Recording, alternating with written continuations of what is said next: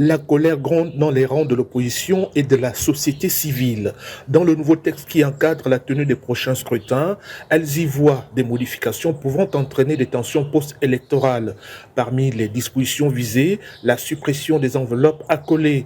Mais pour le Centre gabonais des élections, cette réforme querellée vise à décomplexifier les opérations de vote. En rapport avec le nombre de candidats, nous avons estimé qu'il fallait fluidifier et aérer les opérations de vote pour permettre à les lecteurs d'être moins encombrés afin qu'il ne lui reste que le bulletin, son bulletin, le bulletin qu'il aura choisi à mettre dans l'enveloppe à voter, et le reste des bulletins seront mis dans la poubelle. Or, pour la plateforme des forces politiques et sociales du changement, le risque d'une corruption électorale des votants est avéré avec ce nouveau dispositif électoral. Des allégations battues en brèche par le président du CGE. Je ne peux pas comprendre qu'un électeur qui a accompli son devoir de vote puisse, sous les yeux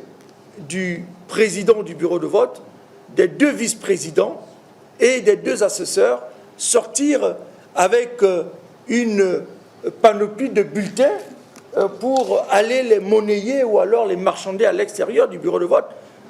Voilà, je ne peux pas le penser et je ne voudrais même pas le préjuger. Les contestataires s'en remettent désormais au chef de l'État en tant que clé de voûte des institutions pour rejeter la promulgation de cette nouvelle loi électorale. Ils l'ont d'ailleurs attaqué devant la Cour constitutionnelle.